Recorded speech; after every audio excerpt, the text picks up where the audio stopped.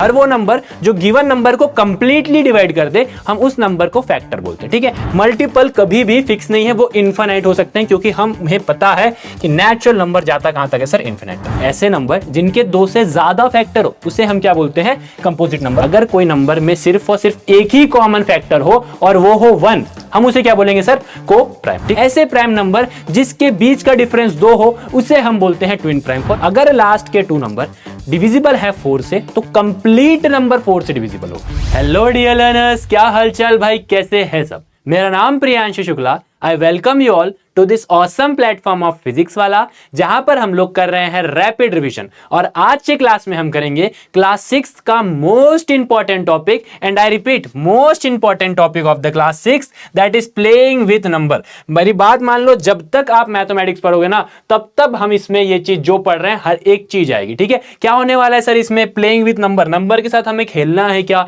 Number वहां से ball डालेगा, यहां पर हमें बैटिंग करना है क्या, नंबर हमें फुटबॉल पास करेगा, हमें गोल मारना है क्या, भैया नहीं। मैं बताता हूं भैया करना क्या है। चलो देखते हैं सबसे पहले क्या क्या होने वाला है। टाइप्स ऑफ नंबर्स जानेंगे, उसके बाद प्राइम फैक्टराइजेशन क्या होता है हम वो जानेंगे, डिविजिबिलिटी टेस्ट जानेंगे, and factors, common factor and आपका एचसीएफ, एंड आप जानोगे multiple, common multiple and LCM. ठीक है, एंड मैं बता दूं इसमें से सारे के सारे टॉपिक इंपॉर्टेंट है, सारे टॉपिक्स मोस्ट इंपॉर्टेंट। मतलब एक भी ऐसा टॉपिक नहीं है जो आप बोलोगे कि ये इंपॉर्टेंट नहीं है। Each and every topic is very important and आपको हर एक चीज आनी चाहिए। आई रिपीट, क्लास 6 का सबसे इंपॉर्टेंट टॉपिक है जो आपको हमेशा के लिए याद रखना है। ठीक है, चलो सबसे पहले मैं बता दूं फैक्टर्स क्या होते हैं, फिर मल्टीपल जाएंगे और उसके बाद हम आएंगे हमारे टॉपिक पे। ठीक है सर, फैक्टर्स क्या होते हैं। फॉर एग्जाम्पल अगर मैं लिखता हूं 24 एक ऐसा नंबर है, हमें यह बताना है कि 24 किस किस के टेबल में आता है, या फिर 24 से अगर हम किसी नंबर को डिवाइड करें, 24 से अगर हम किसी भी नंबर को डिवाइड करें तो हमारा रिमाइंडर क्या आना चाहिए, उसमें 0 आना चाहिए। ठीक है, बड़े ध्यान से देखना, अगर मैं 24 को 24 से डिवाइड करूंगा तो 24 1 जा 24 और मेरा रिमाइंडर क्या आ गया, 0। तो यहां पर आप देख रहे हो क्या, 24 इसका एक फैक्टर है। तो बेसिकली हर वो नंबर जो गिवन नंबर को कंप्लीटली डिवाइड कर दे, हम उस नंबर को फैक्टर बोलते हैं। ठीक है, देख लो यहां पर क्या लिखा है, a number which divide a given number exactly is called a factor of a given number. ठीक है, चलो तो सर कैसे पता करेंगे, 1 इंटू 24, उसके बाद हमें पता है सर 2 इंटू 12 होता है ना, 2 इंटू 12 24 होता है सर, 3 इंटू 8 होता है सर, 4 इंटू 6 होता है। ठीक है, उसके बाद 5 के टेबल में नहीं आता सर, 6 के टेबल में आता है सर, बिल्कुल 6 इंटू 4। बट आप देख रहे हो सर अब ये रिपीट होने लगे, 4 इंटू 6 6 इंटू 4, बस अब यहां पर आपको रुक जाना है। आप लोग को कैसे निकालना है, हर वो नंबर यहां पर आप देख लो 1 2 3 4, उसके बाद ये नंबर, ये सारे क्या रहेंगे, आपके फैक्टर्स रहेंगे। ठीक है, कौन कौन से फैक्टर्स हैं इसके, 1 2 3 4 6 8 12 और 24, ये सारे के सारे नंबर जो मैंने लिखा ना, अगर ये नंबर को आप 24 से डिवाइड करोगे, आप ये देखोगे कि सारे नंबर्स जब डिवाइड होंगे तो एट द एंड रिमाइंडर आपको 0 मिलेगा। एट द एंड आपको रिमाइंडर 0 मिलेगा। आप कोई भी नंबर उठा लो, आप करके देख लो, 24 को जब आप 8 से डिवाइड करोगे तो सर 8 3 जा 24 होता है, देख लो आखिरी में रिमाइंडर 0 आ गया। तो आपका 8 और 3 दोनों इसके क्या हो जाएंगे, दोनों के दोनों इसके हो जाएंगे आपके फैक्टर्स। ठीक है सर, मल्टीपल्स क्या होता है, A multiple of a number is a number obtained by multiplying it by a natural number। Sir कोई भी नंबर ले लो, मैं बोलता हूं 8, सर 8 को आप हर एक नेचुरल नंबर के साथ मल्टीप्लाई करो तो 8 1 जा 8, सर 8 2 जा 16, सर 8 3 जा 24। ठीक है, इस तरीके से आप मल्टीप्लाई करते जाओगे तो ये सारे नंबर्स जो आपको मिल रहे हैं ना, ये सारे नंबर्स जो आपको मिल रहे हैं ये मल्टीपल ऑफ 8 है, ये मल्टीपल्स ऑफ 8 है। ये क्या है sir, multiples of 8। Factors and multiple हमेशा याद रखना, हर वो नंबर जो डिवाइड कर दे और रिमाइंडर में 0 आए उसे फैक्टर बोलेंगे, और हर वो नंबर जो एक टेबल में आ रहे हैं, जैसे 8 के टेबल में आ रहे हैं और या फिर 9 के टेबल में आ रही है, या फिर 9 के मल्टीपल्स हैं, उसे हम क्या बोलेंगे, basically multiple of a number. Clear है, फैक्टर्स और मल्टीपल में थोड़ा सा फर्क है भैया, याद रखना फैक्टर्स हमेशा फाइनाइट रहेंगे। ठीक है, आप उसको क्या कर सकते हो, गिन सकते हो। इसमें आप 24 को काउंट कर सकते हो कि कितने फैक्टर्स है, 1 2 3 4 5 6 7 8, फिक्स है, ये फिक्स है। लेकिन मल्टीपल कभी भी फिक्स नहीं है, वो इनफाइनाइट हो सकते हैं, क्योंकि हमें पता है कि नेचुरल नंबर जाता कहां तक है सर, इनफिनिट तक। तो आप 8 को कितने भी बड़े नंबर से मल्टीप्लाई कर दो, कितने भी बड़े नंबर से मल्टीप्लाई कर दो, जो आपका आंसर होगा वो मल्टीपल ऑफ 8 होगा। ठीक है, क्लियर है। चलो आगे चलते हैं, टाइप्स ऑफ नंबर जानते हैं। सबसे पहले होता है इवन नंबर। हर वो नंबर जो 2 के टेबल में आता है, हर वो नंबर जो 2 के टेबल में आता है उसे हम इवन नंबर बोलते हैं। लेकिन सर अगर हमारे पास इतना बड़ा नंबर आ जाए या फिर बहुत बड़े बड़े नंबर आ जाए तो हमें कैसे पता चलेगा कि वो 2 के टेबल में आ रहा है? तो भैया कुछ नहीं करना, सिर्फ लास्ट नंबर देखना, सिर्फ लास्ट नंबर देखोगे। अगर लास्ट वाला नंबर आपके 2 के टेबल में आ रहा है तो आप बोलोगे गिवन नंबर क्या है आपका? इवन नंबर है। ठीक है, लास्ट में आपके क्या आना चाहिए? 0 2 4 6 और 8। अगर लास्ट में यह आ गया तो गिवन नंबर आपका क्या है? Even number. ठीक है सर, ऑड नंबर क्या होता है? भैया अगर लास्ट में 1 3 5 7 और 9 या फिर 2 के मल्टीपल्स ना हो, कोई भी एक नंबर ले लो। सर लास्ट में क्या लिखा है? 9 लिखा है। लास्ट में क्या लिखा है? 9 लिखा हुआ है। 9 2 के टेबल में नहीं आता, 9 2 के टेबल में नहीं आता, मतलब ये इवन नहीं है। सर ये इवन नहीं है तो क्या है? ऑड है। सर इवन नहीं है तो क्या है? ये ऑड है। तो मैं रिपीट कर रहा हूं, अगर 2 के टेबल में आ रहा है तो उसे इवन नंबर बोलेंगे, अगर 2 के मल्टीपल्स नहीं है तो हम उसे क्या बोलेंगे? ऑड। ठीक है, अगर 2 का मल्टीपल तो वो है इवन, और अगर 2 का मल्टीपल नहीं है तो उसे हम बोलेंगे ऑड। क्लियर है? चलिए सर, प्राइम नंबर क्या होता है? प्राइम नंबर, बड़े ध्यान से सुनना, ऐसे नंबर जिनके सिर्फ और सिर्फ 2 फैक्टर हो। मैंने फैक्टर पीछे समझा के आया है, मैं रिपीट कर रहा हूं, ऐसे नंबर जिनके सिर्फ और सिर्फ 2 ही फैक्टर हो, वो है 1 और नंबर इटसेल्फ, वो है 1 और नंबर इटसेल्फ, उसे हम बोलते हैं प्राइम नंबर। फॉर एग्जांपल यहां पर मैंने लिखा है 2 3, इतने सारे नंबर लिखा है, मैं कोई भी एक नंबर लेता हूं वहां से 3। सर 3 के फैक्टर्स क्या हैं? 3 किस किस के टेबल में आता है? सर 1 के टेबल में और 3 के टेबल में आता है। सर इसके देखो 2 ही फैक्टर है, एक है 1 और नंबर इटसेल्फ। सर उसके बाद ले लो 7, सर 1 और 7, इसके अलावा किसी के टेबल में आता है क्या? आप बोलोगे नहीं सर। तो देखो सर 1 और 7, ठीक है। सर उसके बाद आप ले लो 8 नहीं, उसके बाद मैं बोल रहा हूं सर ले लो आप 11, सर 1 और 11, देखो सर 1 के टेबल में आ रहा है और 11 के टेबल में आ रहा है। तो ऐसे नंबर जो सिर्फ और सिर्फ, जिसके सिर्फ और सिर्फ 2 ही फैक्टर हो, वो है 1 और नंबर इटसेल्फ, उसे हम बोलते हैं प्राइम नंबर। ठीक है, फिर आता है सर कंपोजिट नंबर। सर ऐसे नंबर जिनके 2 से ज्यादा फैक्टर हो, ऐसे नंबर जिनके 2 से ज्यादा फैक्टर हो, उसे हम क्या बोलते हैं? Composite number. For example 4। भैया 4 के फैक्टर्स क्या है? 1 2 और 4। फैक्टर्स आप कैसे निकालोगे मैंने आपको बता चुका है। सर 1 के टेबल में आता है, 2 के टेबल में आता है और 4 के टेबल में आता है। बेसिकली आप 4 को जब डिवाइड करोगे 2 से तो कंप्लीटली डिवाइड हो जाएगा। तो आप यहां पर क्या देख रहे हो? आप ये देख रहे हो कि यहां पर 2 से ज्यादा फैक्टर है, 3 फैक्टर है, मुझे मतलब नहीं है 3 फैक्टर हो, 4 फैक्टर हो, 5 फैक्टर हो, मुझे फर्क नहीं पड़ता। 2 से ज्यादा फैक्टर है तो मैं बोलूंगा वो कंपोजिट नंबर है, और सिर्फ 2 ही फैक्टर है तो हम उसे बोलेंगे प्राइम नंबर। क्लियर है? उसे हम बोलेंगे प्राइम नंबर। चलो, तो आई होप आपको कंपोजिट नंबर भी क्लियर हो गया होगा। सर को प्राइम, सर को प्राइम क्या होता है? बेसिकली 2 नंबर्स, बड़े ध्यान से देखना, 2 नंबर, एक मैंने लिखा 3 और दूसरा मैंने लिखा 5। सर इसके फैक्टर क्या है? 1 और 3। सर इसके फैक्टर क्या है? 1 और 5। ठीक है, अब मेरी बात ध्यान से सुनो। सर ये दोनों में कॉमन क्या है? 1 है। दोनों में कॉमन क्या है? 1 है। तो ये दोनों नंबर को हम क्या बोलेंगे? को प्राइम। ये दोनों नंबर को हम क्या बोलेंगे? को प्राइम। तो को प्राइम की डेफिनेशन है कि अगर कोई नंबर में सिर्फ और सिर्फ एक ही कॉमन फैक्टर हो और वो हो 1, एक ही कॉमन फैक्टर हो और वो हो 1, तो हम उसे क्या बोलेंगे? को प्राइम। हम उसे क्या बोलेंगे सर? को प्राइम। ठीक है, यहां पर मैंने कुछ एग्जांपल लिखे हैं, 8 15 3 और 7। ठीक है, तो चलो 8 और 15 को फटाफट देखते हैं कैसे होगा। सर 8 के फैक्टर्स होते हैं 1 2 4 और 8। सर 15 के फैक्टर्स होते हैं 1 3 5 और 15। तो सर कॉमन क्या है दोनों में? देखो कॉमन क्या है सर? कॉमन क्या है? आप बोलोगे सर 1 है। तो मैंने अभी वही तो बताया, को प्राइम नंबर क्या होते हैं? ऐसे नंबर जिनके कॉमन फैक्टर सिर्फ और सिर्फ 1 हो, उसे हम क्या बोलते हैं? को प्राइम। उसे हम क्या बोलते हैं? को प्राइम। चलो सर आगे बढ़ते हैं और देखते हैं सर परफेक्ट नंबर क्या होता है। परफेक्ट नंबर के लिए मैं यहां पर आपको एक एग्जांपल लेता हूं, 6। सर 6 के फैक्टर्स क्या हैं? 1 2 3 और 6। सर ये सारे फैक्टर्स को ऐड करो, 1 + 2 + 3 + 6, आपका आंसर क्या आएगा? 1 + 2 3, 3 + 3 6, 6 + 6 12। ठीक है, ऐसे नंबर जिनके फैक्टर्स को आप ऐड कर रहे हो और ऐड करने के बाद आंसर गिवन नंबर से मल्टीप्लाई बाय 2 टाइम्स है, उसे हम क्या बोलेंगे? Perfect number. उसे हम क्या बोलेंगे? Perfect number. देखो सर हमारा आंसर 6 था, जब हमने फैक्टर्स को ऐड किया तो 12 आ गया, तो ये क्या हो गया आपका? Perfect number. एक एग्जांपल और ले लो, 28। 1 2 4, ठीक है, 4 के टेबल में आता है, देन उसके बाद 6 के टेबल, 4 के बाद 7 के टेबल में, 7 के बाद आपका आएगा ये 14 के टेबल में और उसके बाद 28 के टेबल में। ठीक है, तो जब आप इसे ऐड करोगे, जब आप इन्हें ऐड करोगे 1 + 2 + 4 + 7 + 14 + 28, आप देखोगे 1 + 2 3, 3 + 4 3 + 4 7, 7 + 7 14, 14 + 14 28 + 28। तो बेसिकली आपका आंसर आया 28 + 28 विच इज इक्वल टू 56। आप देख रहे हो यहाँ पर, आप देख रहे हो जब आपने फैक्टर्स को ऐड किया और आपका आंसर मल्टीप्लाई बाय 2 टाइम्स आया तो गिवन नंबर को हम क्या बोलेंगे, परफेक्ट नंबर। गिवन नंबर को हम क्या बोलेंगे, परफेक्ट नंबर। ठीक है, चलो सर परफेक्ट नंबर हो गया, उसके बाद आता है ट्विन प्राइम। ट्विन प्राइम ऐसे नंबर्स, बड़े ध्यान से सुनना, ट्विन प्राइम ऐसे नंबर्स या फिर ऐसे प्राइम नंबर, ठीक है मैं क्लियर कर रहा हूं, ऐसे प्राइम नंबर जिनके बीच का डिफरेंस 2, ठीक है फॉर एग्जांपल मैंने लिखा 3 और 5, सर ये दो प्राइम नंबर है, इनके बीच का डिफरेंस 2 है, तो इसे हम क्या बोलेंगे, प्राइम नंबर। ऐसे प्राइम नंबर जिसके बीच का डिफरेंस 2 हो उसे हम बोलते हैं ट्विन प्राइम। फॉर एग्जांपल 3 5, 5 7, 11 13, 17 19, देख लो सारे के बीच में डिफरेंस 2 है, सारे के बीच में डिफरेंस 2 है, सारे के बीच में डिफरेंस 2 है। भैया ऐसे प्राइम नंबर, ये प्राइम नंबर भी होना चाहिए, वरना आप लिख दो भैया 18 20 भी तो ट्विन प्राइम है। अरे भैया कैसे ट्विन प्राइम है, कैसे ट्विन प्राइम है बताओ, या तो ये प्राइम नंबर है क्या, 18 और 20 प्राइम नंबर नहीं है।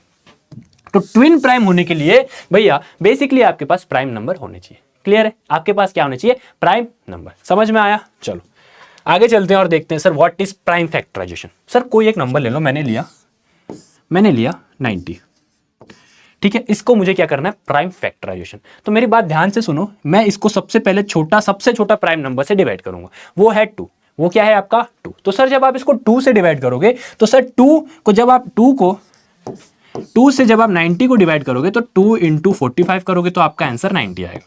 ठीक है, तो ये जो ऊपर क्वोशंट आता है ना, हमें वो नीचे लिखना पड़ता है। ठीक है, यहां पर हम नीचे लिखेंगे 2 इंटू 45 इज इक्वल टू 90। ठीक है, चलो सर अब यहां पर देखो, सर ये 2 के टेबल में तो नहीं आता। चलो अब आगे बढ़ते हैं, अगला प्राइम कौन सा है, सर 3 है। सर 3 के टेबल में आता है। सर 3 के टेबल में अगर हम देखें तो 3 into 15 is equal to 45। Basically जब आप 45 को 3 से डिवाइड करोगे तो 15 आएगा। ठीक है सर, 15 3 के टेबल में आता है, 3 5 जा 15। ठीक है सर, अब ये 3 के टेबल में नहीं आता, अब ये 5 के टेबल में आएगा, तो सर 5 1 जा 5। जैसे ही आखिरी में 1 आ जाए ना, रुक जाना, जैसे ही आखिरी में 1 आ जाए रुक जाना। अब आपको लिखना है 90 का प्राइम फैक्टराइजेशन, तो वो होगा 2 into 3 into 3, 2 into 3 into 3 into 5। ठीक है, 2 इंटू 3 इंटू 3 इंटू 5। जब आप इसको सॉल्व करोगे 2 3 जा 6, 6 3 जा 18 इंटू 5। बेसिकली जब आप इसको सॉल्व करोगे तो 18 into 5 which is again equal to 90, which is again equal to 90। तो आई होप आपको प्राइम फैक्टराइजेशन में ये वाला मेथड समझ में आ गया होगा। प्राइम फैक्टराइजेशन में ये जितने भी नंबर होने चाहिए वो क्या होने चाहिए, आपके प्राइम होने चाहिए। ठीक है, चलो आगे चलते हैं और देखते हैं सर डिविजिबिलिटी टेस्ट। सर कैसे पता चलेगा कोई नंबर 2 से डिविजिबल है, कैसे पता चलेगा कोई नंबर 3 से डिविजिबल है, कैसे पता चलेगा? तो आ जाओ हम वो जानते हैं। सबसे पहले 2, हर वो नंबर जिसके एंड में 2 4 6 8 0 आ जाए, या फिर हर वो नंबर जो इवन नंबर है उसे हम क्या बोलेंगे, वो नंबर 2 से डिविजिबल है। फॉर एग्जांपल यहां पर देखो, पहले क्या लिखा है मुझे नहीं मतलब, पहले क्या लिखा है मुझे नहीं मतलब, मैं सिर्फ देखूंगा लास्ट नंबर। लास्ट में 8 है, 8 2 से डिवाइड होता है, मतलब ये पूरा का पूरा नंबर 2 से डिवाइड होगा। ठीक है सर, ये कितना बड़ा नंबर लिखा है मुझे चेक नहीं करना, मैं क्या देखूंगा, लास्ट वाला नंबर क्या है। लास्ट वाला नंबर 4 है, 4 2 से डिविजिबल है। अगर 4 2 से डिविजिबल है तो ये पूरा का पूरा नंबर भी आपका 2 से डिविजिबल होगा। ठीक है, बस ये होता है आपका 2 की डिविजिबिलिटी टेस्ट। सर 3 की डिविजिबिलिटी टेस्ट में क्या करना है, जो भी नंबर है उसके डिजिट्स को ऐड करो। ठीक है, जो भी नंबर है उसके डिजिट्स को ऐड करो। आ जाओ करते हैं, 4 + 3 + 6, 4 + 3 + 6 + 8 + 9। आंसर क्या आएगा, 4 + 3 7, 7 + 6 13, 13 + 8 21, 21 + 9 30। आंसर क्या आया सर आपका 30। सर ऐड करने के बाद आपने क्या देखा, आंसर 30 आया। 33 के टेबल में आता है तो आप बोलोगे हाँ सर। अगर 33 के टेबल में आता है सर, तो आप बोलोगे ये वाला पूरा का पूरा नंबर 3 के टेबल में आएगा। क्लियर है, ये पूरा का पूरा नंबर 3 के टेबल में आएगा। चलो ये वाले में फिर से देखते हैं क्या करना है, डिजिट्स को ऐड करना है। 2 + 2 + 7 + 5 + 8। सर 2 + 2 4, 4 + 7 11, 11 + 5 16, 16 + 8 24। सर 24 3 के टेबल में आता है, तो आप बोलोगे हाँ सर 24 3 के टेबल में आता है। इसका मतलब ये पूरा का पूरा नंबर भी 3 के टेबल में आएगा। इसको और तोड़ना है तो तोड़ लो सर, और तोड़ लो। 2 + 4 = 6। सर 6 भी 3 के टेबल में आता है, आप बोलोगे पूरा का पूरा नंबर 3 के टेबल में आता है। छोटे छोटे नंबर से भी आप देख सकते हो, 7 1 1। ठीक है, तो आप इसको ऐड करोगे, 7 + 1 + 1 which is equal to 9। Sir 9 3 के टेबल में आता है, मतलब ये नंबर भी 3 के टेबल में आएगा। क्लियर है, आपको अगर 3 का टेबल देखना है तो आपको डिजिट्स को ऐड करना है। सर 6 का बहुत ही ईजी है भैया। अगर कोई नंबर 2 के टेबल में और 3 के टेबल में आ रहा है, मैं रिपीट कर रहा हूं, अगर कोई भी नंबर 2 और 3 दोनों के टेबल में आ रहा है तो हम उसे बोलेंगे वो 6 के टेबल में भी आएगा। ठीक है, एक से काम नहीं चलेगा, दोनों में आना चाहिए। अगर 2 और 3 दोनों में आ रहा है, दोनों के टेबल में आ रहा है, दोनों से डिविजिबल है, तो हम बोलेंगे गिवन नंबर 6 से भी डिविजिबल होगा, गिवन नंबर 6 से भी डिविजिबल होगा। चलो सबसे पहले देखते हैं सर क्या ये 2 से डिविजिबल है, तो आप बोलोगे हाँ सर। क्यों हाँ सर? क्योंकि आखिरी में 8 है, 8 2 के टेबल में आता है, तो सर ये 2 के टेबल में तो आ रहा है। सर क्या ये 3 के टेबल में आ रहा है? काउंट कर लो। क्या करोगे आप? डिजिट्स को ऐड करोगे, 5 + 8 + 6 + 8, 5 + 8 + 6 + 8। ठीक है, तो 8 + 8 16, यहां पर आपका आ जाएगा 11, आपका आ जाएगा 27। सर 27 3 के टेबल में आता है तो सर ये 3 के टेबल में भी आएगा। ठीक है, चलो इसको काउंट करते हैं। सर आखिरी में 4 है, मतलब ये 2 के टेबल में तो आएगा, मतलब ये 2 के टेबल में तो आएगा। सर क्या ये 3 के टेबल में आएगा? चलो चेक करते हैं। 7 + 5 12, 12 + 2 14, 14 + 4 18। सर 18 3 के टेबल में आता है सर, मतलब ये 3 के टेबल में आएगा। क्लियर है? अब आप बोलोगे सर ये दोनों अगर 2 और 3 के टेबल में आ रहा है, मतलब ये 6 के टेबल में भी आएंगे। कोई भी नंबर जो 2 और 3 दोनों के टेबल में है वो 6 के टेबल में भी आएगा। ठीक है, चलो आगे चलते हैं। सर अब देखते हैं हम लोग डिविजिबिलिटी टेस्ट फॉर 9। 3 का बड़ा भाई है ये, 3 का बड़ा भाई है कौन? 9। होता क्या पता है? 3 में क्या करना था? डिजिट्स को ऐड करने थे, 9 में भी यही करना है, डिजिट्स को ऐड करना है। आ जाओ डिजिट्स को ऐड करो। सर डिजिट्स को ऐड करो, 4 + 1 + 0 + 4 + 9। जब आप ऐड करोगे तो आपका आंसर आएगा 18। 18 आ रहा है। अब 18 9 के टेबल में आता है, 18 9 के टेबल में आता है, मतलब ये पूरा का पूरा नंबर जो है ना, ये पूरा का पूरा नंबर 9 के टेबल में आएगा, पूरा का पूरा नंबर 9 के टेबल में आएगा। 3 के लिए चेक करना है तो 3 से डिविजिबल है क्या, ये चेक करना। 9 के टेबल में आ रहा है तो पूरा का पूरा नंबर जो ऐड कर रहे हो 9 के टेबल में आ रहा है, ये चेक करना। ठीक है, चलो सर इसको देखते हैं। डिजिट्स को ऐड करो, 7 + 9 + 1 + 6 + 4। सर 9 + 1 10, 6 + 4 10, 10 + 10 20, 20 + 7 27। सर 27 3 के टेबल में आता है, अपन तो बात 9 की कर रहे हैं ना, तो सर हमें 9 के लिए चेक करना है। तो क्या 27 9 के टेबल में आता है? तो आप बोलोगे हाँ सर 27 9 के टेबल में आता है, मतलब ये पूरा का पूरा नंबर, ये पूरा का पूरा नंबर 9 के टेबल में भी आएगा। क्लियर है? चलो सर 4 के लिए आपको पता है यहां पर जितने भी नंबर लिखे हैं ना, मत देखना। करना क्या है? 4 के लिए अगर आपको चेक करना है, लास्ट के 2 नंबर्स को देखना है बस। लास्ट के 2 नंबर क्या है सर यहाँ पर? 48। अगर लास्ट के 2 नंबर डिविजिबल है 4 से तो कंप्लीट नंबर 4 से डिविजिबल होगा। ठीक है, हमें नहीं पता पीछे कितना भी बड़ा नंबर क्यों ना लिखा हो, अगर लास्ट के 2 नंबर 4 से डिविजिबल है तो ये नंबर भी 4 से डिविजिबल होगा। तो सर 48 है, 4 से डिविजिबल होगा, बिल्कुल होगा सर। 4 1 ज़ा 4, यहां पर आएगा 8, 4 2 ज़ा 8 0। सर ये 4 से डिविजिबल होता है, तो आप बोलोगे सर ये क्या है? पूरा का पूरा नंबर 4 से डिविजिबल होगा। ठीक है, और अगर आखिरी में लास्ट में 2 0 दिख जाए, अगर लास्ट में 2 0 दिख जाए तो आंख बंद करके बोलना given number is divisible by 4। अगर लास्ट में 2 0 दिख जाए, तो given number is divisible by 4। ठीक है सर 8, 4 का बड़ा भाई छोटा भाई जो मानना है मान लो, 4 का बड़ा भाई 8 है। ठीक है सर, क्या करना है? यहां पर लास्ट के 3 नंबर देखना है। लास्ट के 3 नंबर है सर 896। क्या ये 8 से डिविजिबल है? 896। क्या ये 8 से डिविजिबल है? 8 1 ज़ा 8 बचा 9, 8 1 ज़ा 8 बचा 16। ठीक है, 8 2 ज़ा 16। सर हो रहा है, सर डिविजिबल है। मतलब अगर लास्ट के 3 नंबर डिविजिबल बाय 8 है तो कंप्लीट नंबर डिविजिबल बाय 8 होगा, कंप्लीट नंबर डिविजिबल बाय 8 होगा। ठीक है, और अगर लास्ट के 3 नंबर में 0 लिखा हुआ है, अगर लास्ट के 3 नंबर में 0 लिखा है तो आंख बंद करना और ऐसे टिक मार देना कि वो 8 के टेबल में आएगा, वो 8 के टेबल में आएगा। ठीक है सर, क्या ये 4 के टेबल में आएगा? हाँ भैया ये 4 के टेबल में भी आएगा, क्योंकि लास्ट में देखो 96 है, यहाँ पर 2 0 है, तो हर वो नंबर्स जो 8 के टेबल में आ रहे हैं 4 के टेबल में तो आएंगे ही आएंगे। ठीक है, ये बेसिक चीज है। सर 5 और 10 बच्चा ईजी है, पूरा नंबर मत देखो, सिर्फ लास्ट के 2 नंबर देखो। लास्ट के नंबर 2 नहीं, लास्ट के नंबर देखो बस। अगर लास्ट में 5 है या फिर 0 है, अगर लास्ट में 5 है या फिर 0 है, अगर लास्ट में 5 है या फिर 0 है तो आप बोलोगे ये नंबर 5 से डिविजिबल होगा। ठीक है, अगर लास्ट में 5 है या 0 है तो आप बोलोगे complete number is divisible by 5। ठीक है, और अगर लास्ट में 0 है, अगर लास्ट में 0 है तो आप बोलोगे number is completely divisible by 10।